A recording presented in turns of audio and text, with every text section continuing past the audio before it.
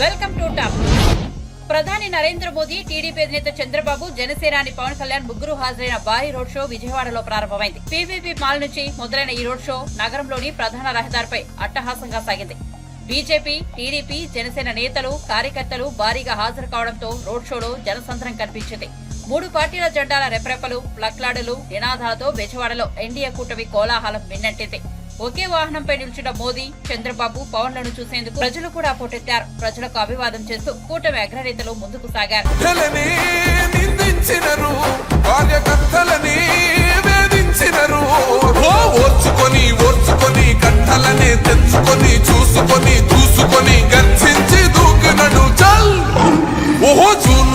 దూకినది yellow సింహమో, దడుసుకొని ఉరుకుతది rowdy సంఘమో.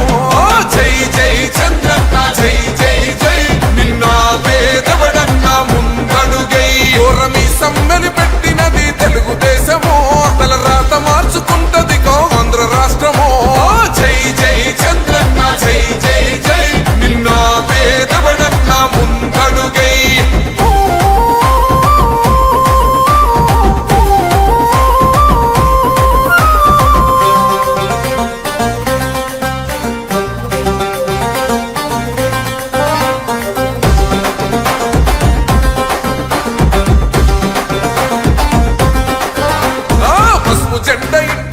కడిత పథకం ఉండదా, పసుపు జెండ మోసే కార్యకర్త ప్రాణముండదా. ఇది బిక్కు బిక్కుమంటూ బతికే ఆంధ్ర రాష్ట్రమా, నా బంధులేలుతున్న రౌడీల రాజ్యమా. శిల పలక మీద పేరు మార్చితే తెలుగు గుండెలున్న చరిత మారదే. కడుపు నింపే క్యాంటీన్లు కూల్చితే నిరుపేద కడుపు కన్న మందదే. దౌర్జన్యమైన ఈ పాలన ఓర్చుకొని ఓర్చుకొని కట్టలనే తెంచుకొని చూసుకొని దూసుకొని గర్జించి దూకినడు. ఓహో జూలు విప్పి దూకినది ఎల్లో సింహమో, దడుసుకొని ఉరుకుతది రౌడీ సంఘమో. జై జై చంద్రన్న, జై జై జై, నిన్న పేదవడన్న ముందడుగై. ఓరమి సమ్మెలి పెట్టినది తెలుగుదేశమో, తల రాత మార్చుకుంటది ఆంధ్ర రాష్ట్రమో. జై జై చంద్రన్న, జై జై జై, నిన్న పేదవడన్న ముందడుగై.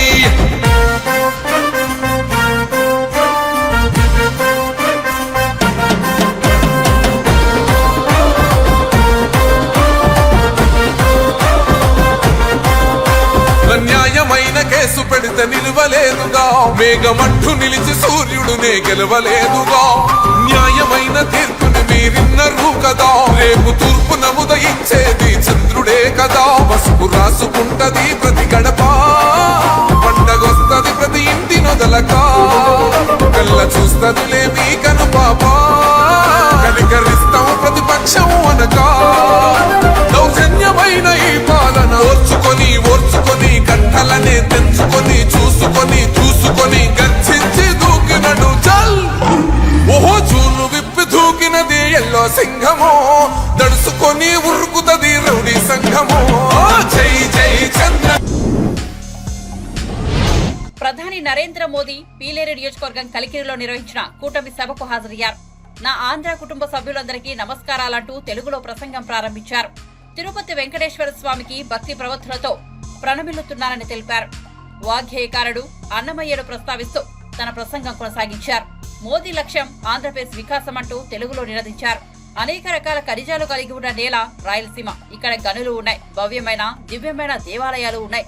ఇక్కడ కష్టపడి పనిచేసే రైతులు ఉన్నారు, ప్రతిభావంతులైన యువత ఉంది. పర్యాటకానికి ఎన్నో అవకాశాలున్నాయి. ఇక్కడ అనేక సమస్యలు కూడా ఉన్నాయని, ఆ సమస్యలకు హద్దే లేదన్నారు. ఆంధ్ర కుటుంబ సభ్యులందరికీ నమస్కారాలు. मैं तिरुपति वेंकटेश स्वामी को श्रद्धापूर्वक प्रणाम करता हूं. भक्ति धारा के संत अन्नामैया को नमन करता हूं. यहां तिरुपति और चित्तूर से भी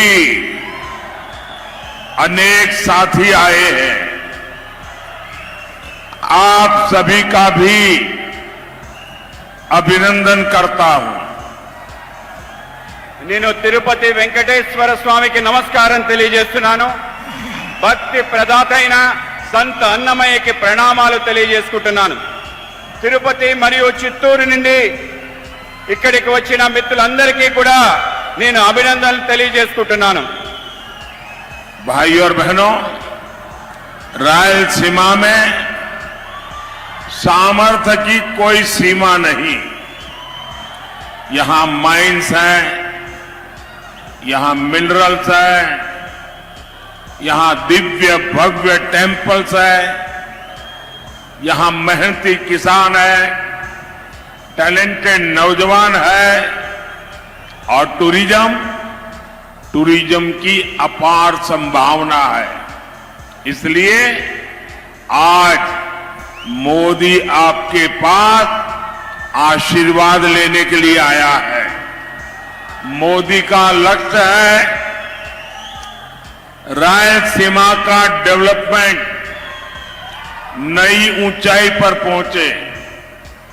मोदी का लक्ष्य है आंध्र प्रदेश का विकास। मोदी लक्ष्यम आंध्र प्रदेश विकासम। సోదరి సోదరులారా, రాయలసీమలో ఎన్నో సమస్యలు ఉన్నాయి. ఆ సమస్యలకి హద్దే లేదు. ఇక్కడ గనులు ఉన్నాయి మరియు ఖనిజాలు ఉన్నాయి. ఇక్కడ భవ్యమైన దివ్యమైన దేవాలయాలు ఉన్నాయి. ఇక్కడ కష్టపడి పనిచేసే రైతులున్నారు, ప్రతిభావంతమైన యువకులు ఉన్నారు. మరి పర్యాటక కేంద్రాలకి అవకాశాలు ఎన్నో ఉన్నాయి. ఈరోజు నేను మీ ముందుకు మీ ఆశీర్వాదం కోసం వచ్చాను. మోడీ లక్ష్యం రాయలసీమని బాగా అభివృద్ధి చేసి కొత్త ఎత్తులకు తీసుకెళ్తాం. మోడీ లక్ష్యం ఆంధ్రప్రదేశ్ అభివృద్ధి. साथियों, आप सभी ने दशकों तक दूसरों पर भरोसा किया है, लेकिन आपको क्या मिला? यहां डेवलपमेंट नहीं हुआ, यहां सिंचाई की सुविधा नहीं है, यहां इंडस्ट्री नहीं है, यहां किसान परेशान है, यहां नौजवानों को काम के लिए दूसरे शहरों में जाना पड़ता है। आप मुझे बताइए, ये हालात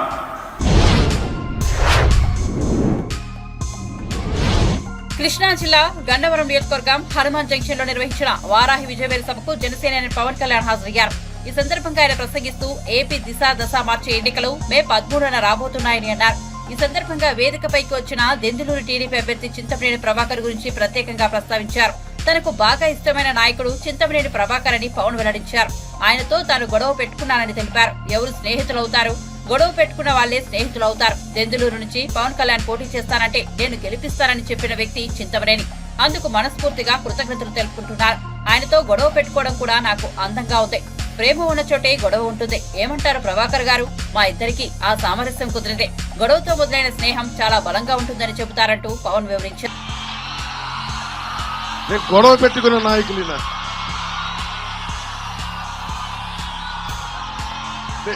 ఎవరు స్నేహితులు అవుతారు?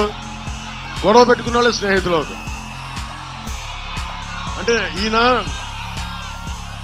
నువ్వు పోటీ చేస్తానంటే, పవన్ కళ్యాణ్ పోటీ చేస్తానంటే దెందులూరు నుంచి నేను నెగ్గిస్తాను, గెలిపిస్తానని చెప్పిన చింతమనేని ప్రభాకర్ గారికి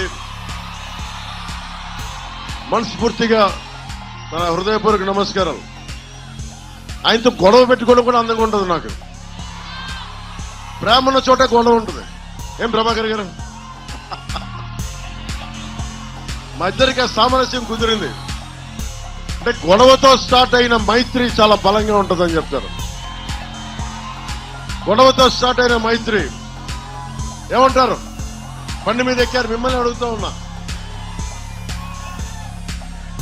ముఖ్యంగా కీలకమైన మనకి విద్య, వైద్యం, ఉపాధి, సాగునీరు, తాగునీరు, లా అండ్ ఆర్డర్.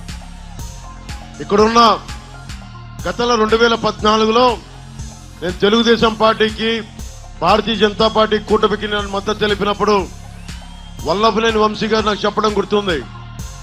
ఎప్పుడు ఓటేయని ప్రాంతాల్లో కూడా మీరు చెప్పడం వల్ల నాకు ఓట్లు పడ్డాయి అని చెప్పి మనస్ఫూర్తిగా చెప్పారు.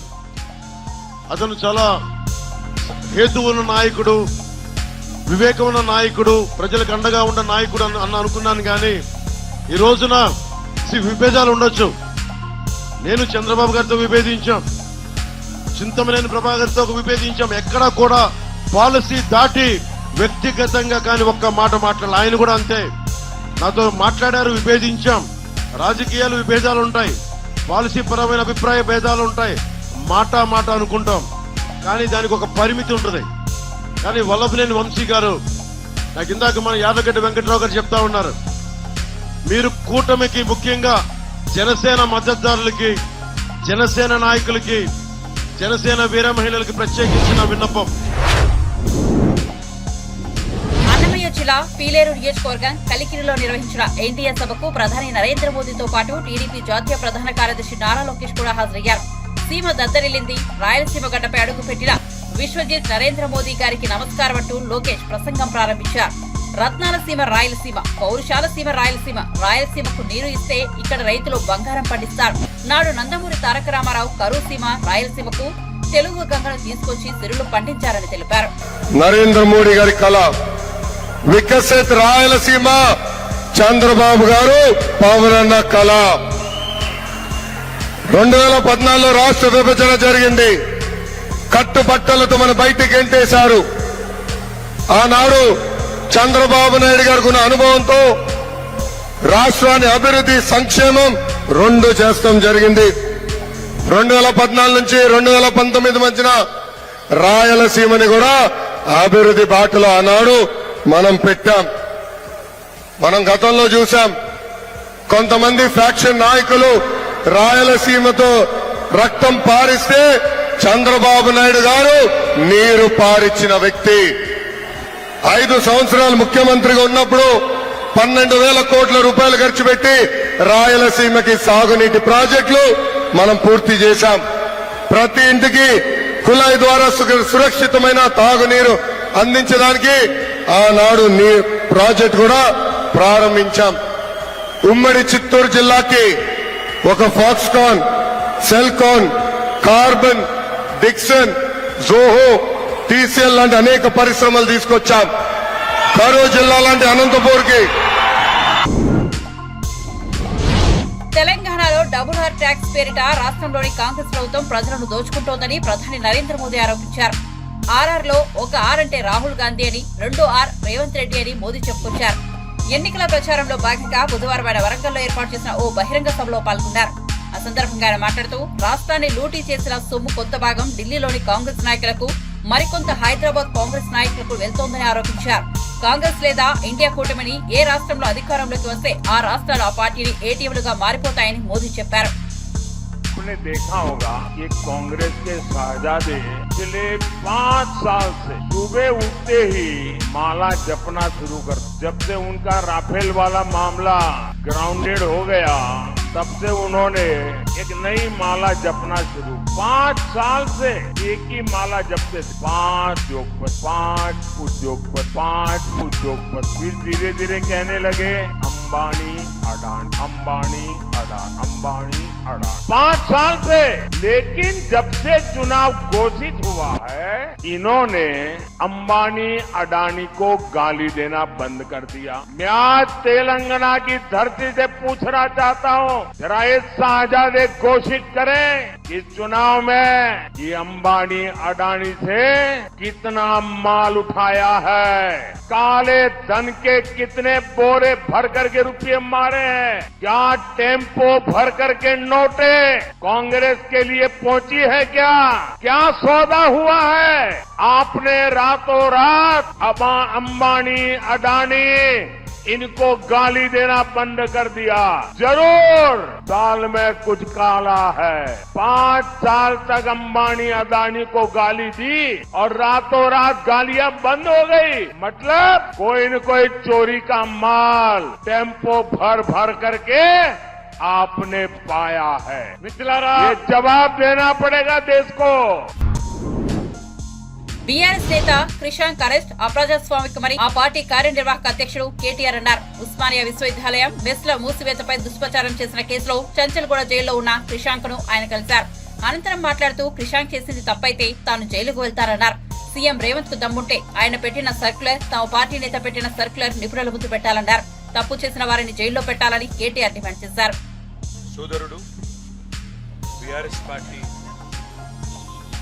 సోషల్ మీడియా కన్వీనర్, అదేవిధంగా తెలంగాణ ఉద్యమంలో క్రియాశీలంగా పనిచేసిన విద్యార్థి నాయకుడు, Telangana state mineral development corporation మాజీ అధ్యక్షుడు సోదరుడు మన్నే క్రిషాంక్ గారిని ఒక ఫ్రివలస్ కేసులో, అంటే ఒక పనికిమాలిన కేసులో చేయని తప్పుకు ఇవాళ అరెస్టు చేసి ఈ రాష్ట్ర ప్రభుత్వం గత వారం రోజులుగా వేధిస్తూ ఉంది.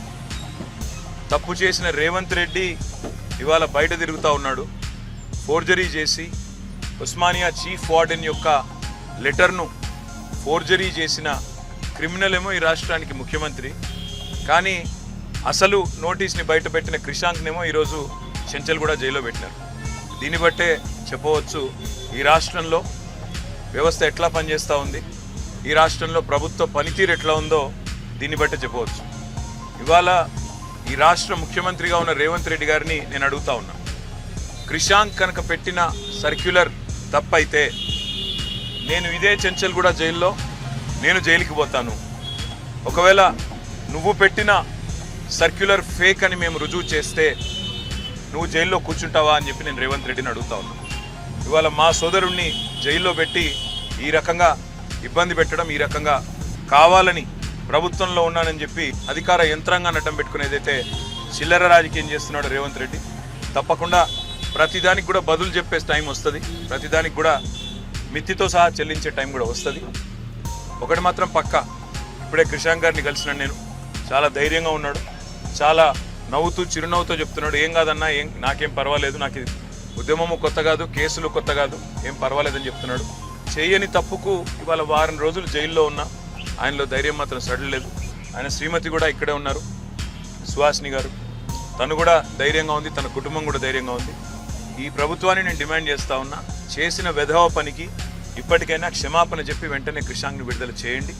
లేదా నిజంగానే రేవంత్ రెడ్డి నీకు దమ్ముంటే నువ్వు ముందుకు రా, ఎక్స్పర్ట్స్ ముందు పెట్టు, నువ్వు పెట్టిన సర్క్యులర్ పెట్టు, క్రిషాంక్ పెట్టిన సర్క్యులర్ పెడదాం, ఏది ఒరిజినల్లో తెలుద్దాం, ఏది డూప్లికేట్, ఏది ఫోర్జరీ తెలుద్దాం.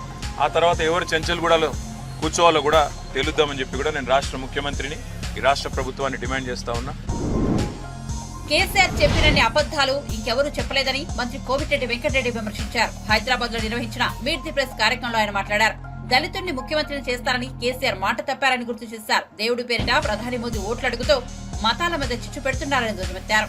జరిగే పార్లమెంట్ ఎన్నికలు చాలా క్లిష్ట పరిస్థితుల్లో కీలకమైన ఎన్నికలు ఇవి. భారతదేశం 2013లో మోడీ గారు దేశవ్యాప్తంగా ఒకవైపు ముఖ్యమంత్రిగా ఉంటూ భారతదేశాన్ని మొత్తం కూడా మార్చేస్తానంటూ దాదాపు 5,500 బహిరంగ సభల్లో ఉండి ఆయన ప్రధానమంత్రి కావాలని చెప్పి దేశానికి వచ్చేది న్యాయంగా 72 లక్షల కోట్ల బ్లాక్ మనీ బయట దేశాలలో ఉన్నది. అవన్నీ తీసుకొచ్చి పేదవాని అకౌంట్లలో ప్రతి అకౌంట్లో 15 లక్షలు ఏడవే కాకుండా సంవత్సరానికి 2 కోట్ల ఉద్యోగాలు ఇస్తానని చెప్పి ఇంకా ఎన్నో హామీలు ఇచ్చుకుంటూ అధికారంలోకి వచ్చి 10 సంవత్సరాలు అయింది. బ్లాక్ మనీ తీగపోగా 15 లక్షలు దేవుడు ఎరువు, 15 రూపాయలు కూడా ఏ పేదవాని అకౌంట్లో వేయలే. అందరు అకౌంట్ 15 లక్షలు వస్తాయని చెప్తే జన్ధన్ అకౌంట్ అంటే అందరు ధనాధనని మొత్తం 40 కోట్ల మంది అకౌంట్లు ఓపెన్ చేసుకొని జీరో బ్యాలెన్స్తో అకౌంట్ ఓపెన్ చేసుకుని తప్ప అది జీరో బ్యాలెన్సే ఉన్నది. అలా అకౌంట్లో పైసలు పడలే. మళ్ళా రెండవసారి అధికారంలోకి వచ్చిండు. ఈసారి మూడవసారి ఇక ఈ బ్లాక్ మనీ ఇవన్నీ పక్కన పెట్టి రాముని పేరు మీద అసలు మీరు ఇంత మంచి రామాలయం కట్టింది మీ అందరికి సంతోషమేనా అని చెప్తే, అంటే రావణపేటకి ఓట్లు అడిగే స్టేజ్కి వచ్చిండు. 10 ఏళ్ళు ప్రధానమంత్రి. ప్రపంచవ్యాప్తంగా చూస్తే భారతదేశం కానీ ఇవాళ రూపాయి విలువ కూడా 8,000 రూపాయలు పడిపోయి తిరిగి మన భారతదేశంలో నిరుద్యోగం ప్రపంచంలో బహుశా ఎక్కడ లేకుండొచ్చు. ఇవన్నీ పక్కన పెట్టి మీ ముస్లింల రిజర్వేషన్ ఎత్తేస్తాం, వాళ్ళకు రిజర్వేషన్లు అవసరం లేదు అని చెప్పి ప్రజల్ని భయపెట్టే విధంగా కులాల మధ్యలో ఘర్షణలు తీసుకొచ్చి ఒక మత సామరస్యాన్ని ఇక్కడ చెడగొడుతూ అధికారంలోకి వచ్చే ప్రయత్నాలు జరుగుతున్నాయంటేనే వాళ్ళు అక్కడ ఫెయిల్ అయినట్టు లెక్క. ఒక ఇద్దరి చేతుల్లోనే ఇవాళ దేశ సంపదన మొత్తం కూడా ఉన్నదంటే అదాని అంబానీ దేశంలో బహుశా ఇంకో 5-6 ఉండొచ్చు. మిడిల్ క్లాస్ వాళ్ళు బతకలేని పరిస్థితుల్లో 400 ఉన్న గ్యాస్ సిలిండర్ ఇవాళ 1200 చేరినా కానీ దాని గురించి ఒక్కసారి మాట్లాడరు. రోజుకు వారానికి ఒకసారి డీజిల్ పెట్రోల్ రేట్లు పెరుగుతుంటాయి, చిన్నప్పుడు ఎప్పుడు తగ్గలే. ప్లస్ ఒక జిఎస్టీ ట్యాక్స్ పేరు మీద కూడా పెద్ద మోసం జరుగుతున్నది. దాన్ని ఎవరు కూడా సీరియస్ తీసుకుంటలేరు. కానీ చాలా మంది జిఎస్టీ పేరు మీద గవర్నమెంట్ కడుతున్నా లేదా తెలియదు, వాళ్ళు రిసిప్ట్ ఇస్తారు, దాని కింద జిఎస్టీ వసూలు చేసుకుంటారు. మధ్య దళారులు తింటున్నారు. ప్లస్ పేదవాని గవర్నమెంట్ ఆఫ్ ఇండియా కూడా ఆదాయం పెరిగిపోయింది బాగా. ప్రతి వస్తువు మీద జిఎస్టీ అంటారు. కొందరేమో మోసం చేస్తుంది దాంట్లో కూడా పేదవాన్ని జిఎస్టీ పేరు మీద. నోట్ల రద్దు చేసి ఈరోజు మొత్తం కూడా రాత్రి కనీసం రోడ్ల మీద చూసినాం 1-2 స్థానాల్లో డిపాజిట్ కోసం ఆయన పోరాటం చేస్తుంది తప్ప ఏ ఒక్క స్థానం వచ్చే అవకాశం లేదు. కాబట్టి నా టార్గెట్ అంతా ఇవాళ కులాల మతాల మధ్యన ఘర్షణ తీసుకొచ్చి ఎన్డీఏ కూటమితోనే మా టార్గెట్. ఇక్కడ ఒక క్యాస్ట్ కమ్యూనిటీ మనం టార్గెట్ చేస్తే ల్యాండ్ టైటిలింగ్ యాక్ట్ అమల్లోకి తేవడంతో ముఖ్యమంత్రి జగన్మోహన్ రెడ్డిపై ప్రజల్లో తీవ్ర అసంతృప్తి నెలకొందని మాజీ మంత్రి డిఎల్ రవీంద్రారెడ్డి అన్నారు. పులివెందులలో ఆయన గెలవడం కష్టమేనని అభిప్రాయపడ్డారు. వైఎస్ఆర్ జిల్లా కాజీపేటలోని తన స్వగృహంలో ఆయన మాట్లాడారు. అతి కష్టం మీద జగన్మోహన్ రెడ్డి గెలిచినా అవినాష్ రెడ్డి ఓటమి చెందడం ఖాయమన్నారు. ఎంపీ అవినాష్ దిగజారి తనను బెదిరించేందుకు ఎన్నికల ప్రవర్తన నియమాలు ఉల్లంఘించారనే కారణంతో కేసు పెట్టించారని మండిపడ్డారు. పథకం ప్రకారమే వివేకానంద రెడ్డిని అవినాష్ రెడ్డి హత్య చేయించారని ఆరోపించారు. ప్రజల భూములు సురక్షితంగా ఉండాలంటే కూటమిని గెలిపించి చంద్రబాబు ముఖ్యమంత్రిని చేయాలని ప్రజలకు సూచించారు. జగన్ మీద తీవ్ర అసంతృప్తితో ఉన్నారు. ల్యాండ్ టైటిల్ యాక్ట్ తేవడం వలన మా భూములన్నీ పోతాయి. అయినా మా పాస్బుక్లో జగన్మోహన్ రెడ్డి బొమ్మ ఎందుకు, వాళ్ళ తండ్రి గారు వేసుకోలే, ఎవరు వేసుకోలే అని చాలా అసంతృప్తితో ఉన్నారు. అదంతా చూస్తే నాకు అనిపిస్తుంది జగన్మోహన్ రెడ్డి కూడా ఓడిపోతాడేమోనని. ఎనీహౌ అవినాష్ రెడ్డి అనేవాడు ఓడిపోతాడని అర్థమైంది. ఎందుకంటే పులివెందుల్లోనే వాళ్ళు కొంతమందిని అడిగితే 1 ఓటు షర్మిలకు, 1 ఓటు జగన్కి అని అంటున్నారు. ఒకవేళ అతి కష్టం మీద జగన్మోహన్ రెడ్డి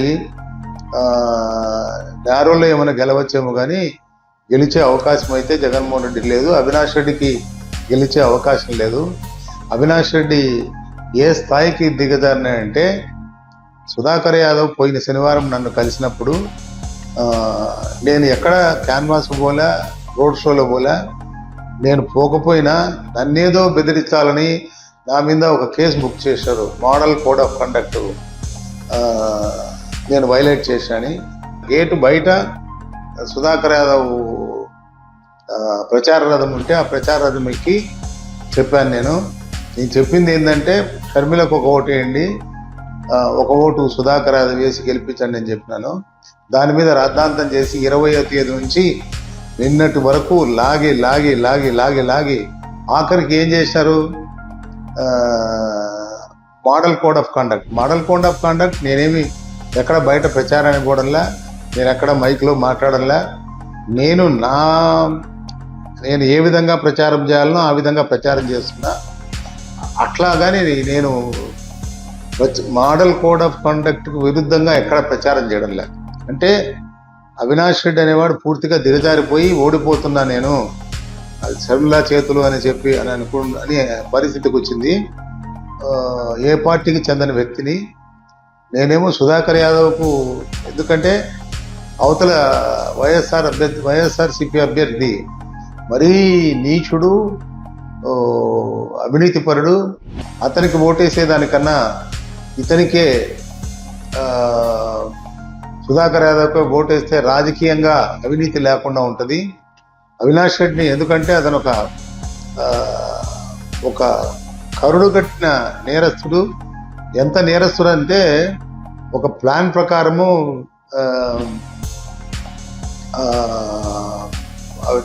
వివేకానంద రెడ్డిని చంపించాడు. ఎట్నో అదృష్టం కొద్దీ విజయమ్మ అమెరికా పోయిందని బతికింది, కానీ లేకపోతే నేను ఎప్పుడో ప్రెస్ కాన్ఫరెన్స్లో చెప్పిన నెక్స్ట్ ఎలక్షన్స్ ముందు ఎవరో కొన్ని షర్మిలను విజయమ్మను లేపేస్తాడని. ఆమె అట్లా అమెరికా పోయింది. షర్మిలకు ఫుల్ సెక్యూరిటీ ఉంది. ఆ అమ్మాయికి సిఆర్పిఎఫ్ వాళ్ళ కానిస్టేబుల్స్ ఉన్నారు కాబట్టి షర్మిలను ఏం చేయలేడు. ఇతని పరిస్థితి గులకరాయి తగులితేనే అంత ఇష్యూ చేసినాడు. అతని పరిస్థితి అంత అగమ్యగోచరంగా ఉంది. ఇతను ఖచ్చితంగా ఇతని పార్టీ ఓడిపోతుంది, ఇతను ఓడిపోతాడు, ఇతని తమ్ముడు ఎంపీ కూడా డెఫినెట్గా ఓడిపోతాడు. ఈ ప్రజలు ఇప్పుడున్న పరిస్థితుల్లో మనకు జీవన్మరణ సమస్య AP land title act. AP land title act నేను కాపీ కూడా తెప్పించిన. Act number 27 of 2023. దానికి ఈ డాక్యుమెంట్లు ఏదైతే ఉన్నాయో మన దగ్గర తీసుకునేటివన్నీ క్రిటికల్ కేర్ అని హైదరాబాద్లో ఉంటుంది. దాని బ్రాంచ్ ఆఫీసు, అమెరికాలో ఆఫీసు. దాంట్లో డిజిటలైజ్ చేసి పెట్టుకుంటారంట. అంటే ఎప్పుడు జగన్కి అవసరమైతే జగన్ తీసుకుంటాడు. కాబట్టి రైతులు దయచేసి మీ భూములు సేఫ్గా మీకు ఉండాలంటే తెలుగుదేశం కూటమికి ఓట్లు వేయండి, చంద్రబాబును ముఖ్యమంత్రి చేయండి. భయపడకుండా ఆ రోజు పోలింగ్ రోజు ఖచ్చితంగా అందరూ వచ్చి మీ భూములను కాపాడేందుకు, మీ ఆస్తులను జగన్ 5 ఏళ్ల పాలనలో ఏపీలో ప్రజలు ఇబ్బందులు పడ్డారని ప్రముఖ సినీ నటుడు నారా రోహిత్ అన్నారు. రాష్ట్రంలో సుపరిపాలన కావాలంటే చంద్రబాబును ముఖ్యమంత్రిగా గెలిపించుకోవాలని కోరారు. ఎన్నికల ప్రచారంలో భాగంగా ఆయన బుధవారం శ్రీ పొట్టి శ్రీరాములు నెల్లూరు జిల్లా కావలిలో పర్యటించారు. నెల్లూరు ఎంపీ అభ్యర్థి వేమిరెడ్డి ప్రభాకర్ రెడ్డి, కావలి అసెంబ్లీ అభ్యర్థి కృష్ణారెడ్డికి మద్దతుగా నారా రోహిత్ రోడ్లు అభ్యర్థించారు.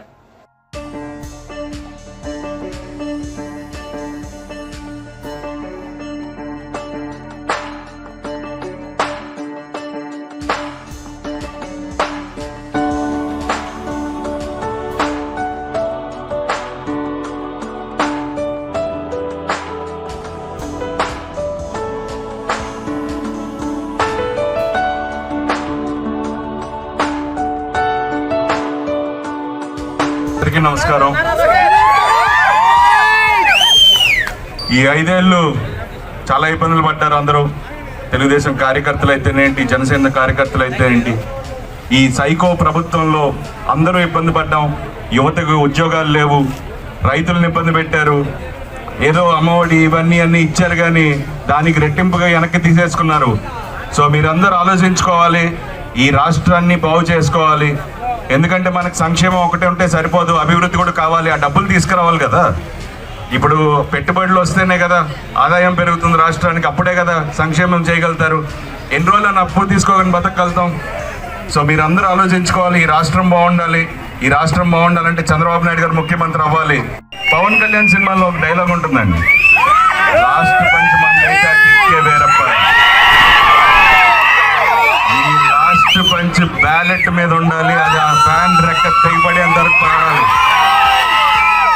సో మీరందరూ మే 13వ తారీఖున తప్పకుండా ఓటేయాలి. ఎందుకంటే అది మీ భవిష్యత్తుకు మీరేసుకునే దారి అది. సో మీరందరూ తప్పకుండా ఓటేసి ఎమ్మెల్యే అభ్యర్థిగా కృష్ణారెడ్డి గారిని, అలాగే ఎంపీ అభ్యర్థిగా వేమిరెడ్డి గారిని గెలిపించాలని మనస్ఫూర్తిగా కోరుకుంటున్నాను. జై తెలుగుదేశం, జై జనసేన, జై బీజేపీ, హలో ఏపీ. కృష్ణారెడ్డి గారు అండగా ఉంటారు. మీ అందరి భవిష్యత్తుకి చంద్రబాబు నాయుడు గారు గ్యారంటీ. ఆయన అలాగే సూపర్ 6 అని అనౌన్స్ చేశారు. అలాగే ఈ ముఖ్యమంత్రి, సైకో ముఖ్యమంత్రి ల్యాండ్ టైటిలింగ్ యాక్ట్ అని చెప్పి ఒకటి తీసుకొచ్చాడు. నిన్నే చెప్పారు ఖచ్చితంగా దాని మీద రాజముద్ర వేసి మళ్ళీ మీకు పాస్బుక్లు ఇస్తారని. సో మీరందరూ ధైర్యంగా ఉండొచ్చు. మీ భూములకి గ్యారంటీ చంద్రబాబు నాయుడు గారు, మీ భూములు మీ దగ్గరే ఉంటాయి. సో మీరు ఖచ్చితంగా ఇది మనసులో పెట్టుకోండి. మిగతా వాళ్ళకు కూడా చెప్పండి ఈ సైకో ముఖ్యమంత్రి ఎలాంటి పనులు చేస్తున్నాడో. ఎన్నికల ప్రచారంలో భాగంగా కమెడియన్ జబర్దస్త్ ఫేమ్ హైపరాది గుంటూరు జిల్లా తెనాలిలో పర్యటించారు. జనసేన అభ్యర్థి నాదెండ్ల మనోహర్ తరపున ప్రచారం నిర్వహించారు. పవన్ కళ్యాణ్ పై అభిమానంతో ఆది ప్రచారం చేయడాన్ని నాదెండ్ల మనోహర్ అభినందించారు. హైపరాది మాట్లాడుతూ జనసేన తరపున తన వంతు బాధ్యతగా ప్రచారం చేయడానికి తెనాలి వచ్చానని చెప్పారు. నాదెండ్ల మనోహర్ భారీ మెజార్టీతో విజయం సాధిస్తారని ఆశాభావం వ్యక్తం చేశారు. మద్యపాన నిషేధం చేస్తానని కామెడీ చేసింది ఎవరు? 3 రాజధానుల్లోని కామెడీ చేసింది ఎవరు? పెన్షన్ 3,000 రూపాయలు అయిపోయి మేము గెలిచిన వెంటనే మీ అకౌంట్లో పడతాయని కామెడీ చేసింది ఎవరు? సిపిఎస్ రద్దు చేస్తానని కామెడీ చేసింది ఎవరు? జాబ్ క్యాలెండర్ ఇస్తానని కామెడీ చేసింది ఎవరు? కామెడీ మొత్తం వాళ్ళు చేసి నన్ను కామెడీ అని అంటే ఎంతవరకు కరెక్ట్? మీరే గమనించాలి ఇదంతా. కాబట్టి మేమంతా జస్ట్ ప్రొఫెషనల్ కమెడియన్స్, వాళ్ళలాగా పొలిటికల్ కమెడియన్స్ అయితే మేము కాదని మీ అందరికీ మళ్ళీ చెప్తున్నాను. తెనాలి నియోజకవర్గంలో మనోహర్ గారిని భారీ మెజారిటీతో గెలిపించడానికి అందరూ సిద్ధంగా ఉన్నారు. ఎందుకంటే ఇక్కడ తెనాల్లో స్టిల్ ఇప్పటికీ నాదెండ్ల మనోహర్ గారు ఏదైతే అభివృద్ధి చేశారో ఆయన పరిపాలించే టైంలో, ఆయన ఇక్కడ ఈ తెనాలి నియోజకవర్గానికి ఎమ్మెల్యేగా చేసిన టైంలో ఏదైతే అభివృద్ధి చేశారో ఆ అభివృద్ధి ఉంది తప్ప ఆ తర్వాత ఇక్కడ ఎటువంటి అభివృద్ధి జరగలేదు.